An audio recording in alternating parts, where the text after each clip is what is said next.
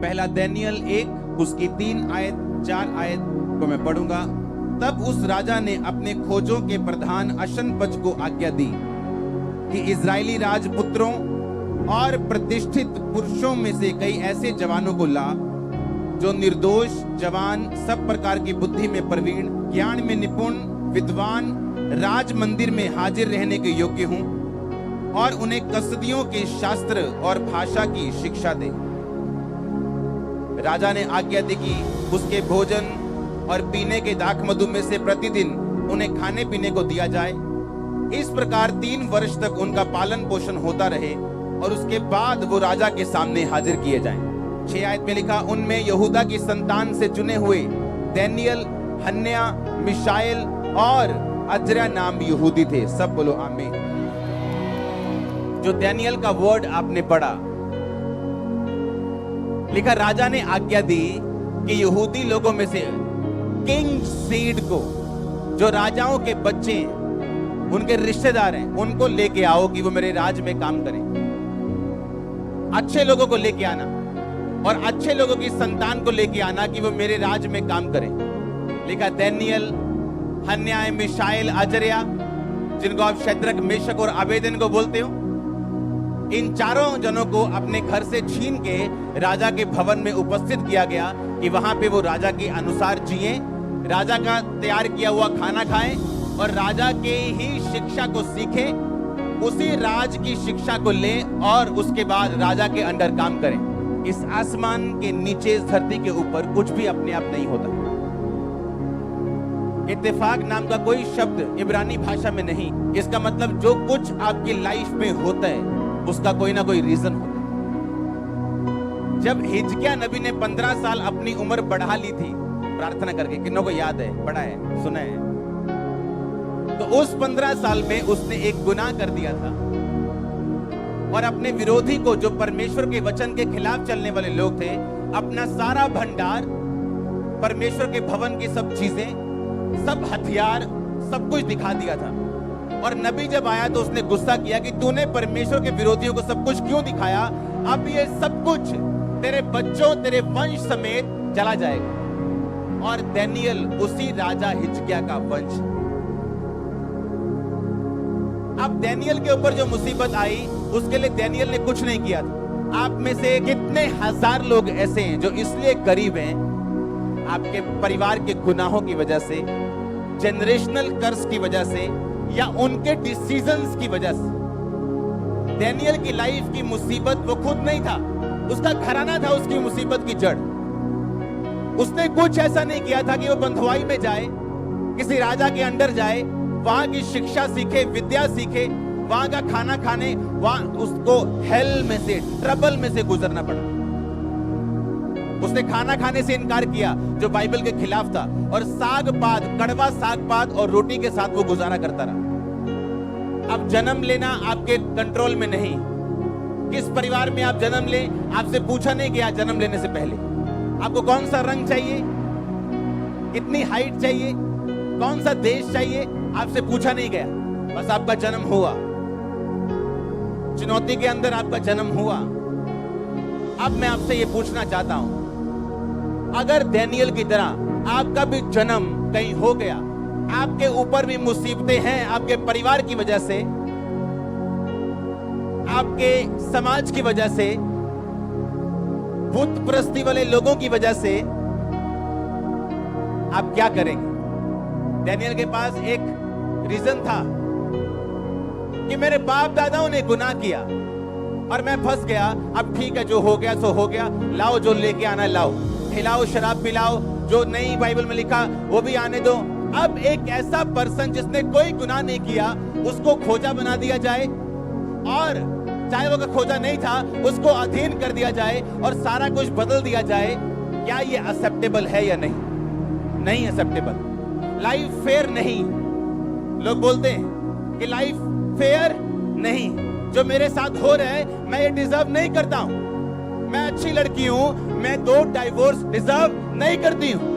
मैं अच्छा बंदा हूं, मैंने किसी को नुकसान नहीं किया, किसी के साथ धोखा नहीं किया। मैं बिजनेस फेलियर डिजर्व नहीं करता हूं। मैं किसी से माड़ा नहीं किया, मैं बीमारी डिजर्व नहीं करता हूं। पर लाइफ आपको वो नहीं देती जो आप डिजर्व करते हो, जिसके लिए आप फाइट करते हो वो आपको देती। आप मेरी बात समझ रहे कि नहीं? अब मेरा क्या कसूर अगर मैं एक तांत्रिक के घर में जन्म हुआ, उसके गुनाहों की वजह से, उसके पापों की वजह से अगर मैं बंधुआई में जाऊं तो इसमें मेरा क्या कसूर है? अब दानियल को यह फैसला करना था, क्या मैं अपने बाप दादाओं के कसूर, अपने बाप दादाओं की गलतियों की वजह से सफर करूं, या मैं एक फैसला करूं कि मैं किसी भी हालत में हूं, मैं अपनी जिंदगी सर्वशक्तिमान परमेश्वर को देता हूं। क्योंकि सर्वशक्तिमान की एक आदत है, आपके बाप की, आपके बेस्ट फ्रेंड की, आपके बॉस की, यीशु मसीह की एक आदत है, वो नथिंग को लेके समथिंग बना सकता है। ये उसकी आदत है कि वो टूटे हुओं को चुनता है जोड़ने के लिए और आशीषित करने के लिए। उसकी आदत है जब वो रोटियों को तोड़ता है तो हजारों को खिलाता है, ये उसकी आदत है। ये आपके और मेरे बॉस की, सुनो ध्यान से, ये उसकी आदत है।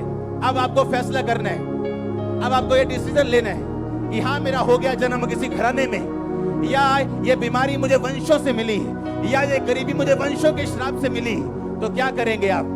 उस गरीबी में दारू पीने चले जाएंगे, उस गरीबी में खुदा को गालियां निकालेंगे, उस गरीबी में अपने बच्चों को पीटेंगे, अपनी वाइफ को पीटेंगे, हस्बैंड को गालियां निकालेंगे, या आप परमेश्वर के नजदीक जाने का फैसला करेंगे? दानियल ने कहा अब जो होना था वो हो गया, अब अगर मैं परमेश्वर के साथ नहीं हूं तो मैं इससे डाउन नहीं जाऊंगा, इससे ऊपर तो नहीं आऊंगा। पहले ये बात ध्यान से समझो, आपके पास खोने के लिए कुछ नहीं, हालेलुया, नथिंग टू लूज।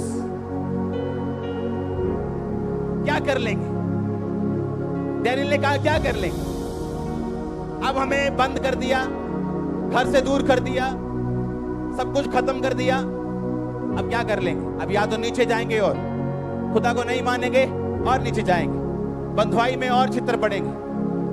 फैसला किया कि नहीं, कुछ भी हो जाए बाइबल के खिलाफ नहीं चलेंगे। राजा के बंदे को आज्ञा दी कि हम ये खाना नहीं खाएंगे जो बाइबल के खिलाफ है, हमें तो 7 बात दे दे और 10 दिन बाद हमारे फेस को देख, वो दूसरे लड़कों से ज्यादा शाइन होंगे। यानी वो डिटरमिन्ड था, वो फैसला कर चुका था कि एनीथिंग, शैतान अपना बेस्ट शॉट दे, जब मेरा टाइम आएगा मैं अपना बेस्ट दूंगा। उसने बेस्ट शॉट खाए, शैतान के बेस्ट शॉट उसने खाए, पर उसका टाइम जब आया उसने बेस्ट मारे हैं शैतान को। क्या करेंगे आप? क्या कुछ नहीं कर सकते? अपने वंश के विषय में आप कुछ नहीं कर सकते, जहां से आप निकले आप कुछ नहीं कर सकते, पर आप एक फैसला कर सकते हो कि मैं इन वंशों के श्राप से आजाद होऊंगा। जो मुसीबतें पीछे से चलती आ रही, मैं फैसला करूंगा खुदा के साथ खड़े होने के लिए। मैं ये फैसला करूंगा कि मैं अपनी लाइफ परमेश्वर को दूंगा और मैं अपनी लाइफ बाइबल के वचनों के अनुसार चलाऊंगा। मैं ये फैसला करूंगा, हालेलुया। क्योंकि लाइफ आपको 2 चॉइस देगी, या तो अपनी निराशाओं को देखो, गम में डूब जाओ, शराब में डूब जाओ, नाटकों में डूब जाओ, टीवी में डूब जाओ, मोबाइल में डूब जाओ, और या तो फिर परमेश्वर के पास चले जाओ और घुटने टेको और बोलो परमेश्वर मैं हाजिर हूं, मुझे बना जो तू बनाना चाहता है, कर मोल्ड जो तू करना चाहता है। मैं अपनी जिंदगी किसी सिचुएशन से हारने वाला नहीं हूं, हालेलुया। मेरा परमेश्वर बदला नहीं, उसकी आदत बदली नहीं, उसकी आदत है नथिंग को समथिंग बनाने की। आप समथिंग होने जा रहे हैं, आप समथिंग होने जा रहे हैं। मैंने कहा आमीन हो चाह तो ये आशीष हो चाहिए चर्च, हालेलुया। जोर से बोलो हालेलुया। आप मेरी बातों को समझ रहे कि नहीं? मैंने कहा क्या कर लेंगे आप? क्या कर लेंगे आप? आपकी फैमिली में आपकी नानी की कभी नहीं बनी, आपकी मम्मी की फादर के साथ कभी नहीं बनी, और आपकी मैरिज हुई कभी नहीं बनी, और उसके बाद आप मसीह में आए। अब आपको मालूम है ये कर्ज टूटने वाला है। क्यों? एक फैसला लेना है मुझे, या तो जो मेरी नानी ने किया मैं वो करूं, जो मेरी मां ने किया मैं वो करूं, कि बाप की तरफ ध्यान ही मत दो, अपने काम में बिजी हो जा, मासी के साथ बिजी हो जा, बुआ के साथ बिजी हो जा, सहेलियों के साथ बिजी हो जा, और घर को सॉल्व करने की बजाय एक अलग दिशा दे दो। ये परमानेंट सॉल्यूशन नहीं। परमानेंट सॉल्यूशन का नाम है जीसस क्राइस्ट। मैंने कहा परमानेंट सॉल्यूशन का नाम है प्रभु यीशु मसीह। अगर वो नहीं है तो बाकी सब टेम्परेरी, आपकी स्कीम्स, आपकी दिशाएं, आपका इधर उधर मुड़ना, ये सब टेम्परेरी, क्योंकि परमानेंट सोल्यूशन उसी के पास है।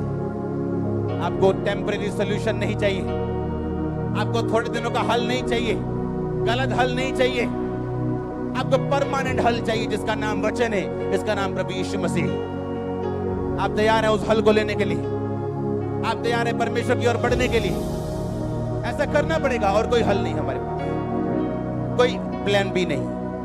जीसस के पास एक ही प्लान है, प्लान ए, क्योंकि जब एक प्लान फेल होता है तो आदमी दूसरा प्लान पकड़ता है, और जीसस नेवर फेल्स, वो कभी फेल नहीं होता, उसका प्लान कभी फेल नहीं होता। आपने सीधी राह पकड़ ली, पकड़ के रखना, the best is coming next. अब दानियल के पास फैसला था, मुझे क्या करना है? क्या जो दुनिया कर रही मैं वो करूं? बाकी भी तो बच्चे आए हैं दूसरे देशों से, वो भी तो खा पी रहे हैं, मुझे क्या प्रॉब्लम है?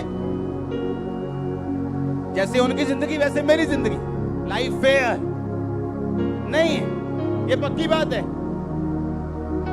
लाइफ आपको वो नहीं देती जिसके आप हकदार हो, जिसके लिए आप फाइट करते हो वो देती। आप वचन पे खड़े हो जाओगे और घुटनों पे लड़ोगे प्रार्थना में, लाइफ आपको सब देगी। मैंने कहा लाइफ आपको सब देगी, हाथ जोड़ के देगी, देगी आपको। इस दुनिया में बेचारों की कोई जगह नहीं, बेचारों की कोई जगह नहीं, फाइटर्स की है। आमीन। आप फाइटर बनने जा रहे हैं in the name of Jesus. God bless you all and remember, अगर गॉड ब्लेस यू, अगर खुदा ने ब्लेस किया, नोबडी कैन कर्स यू। अगर खुदा ने आपको ब्लेस किया, कोई आपको कर्स नहीं कर सकता।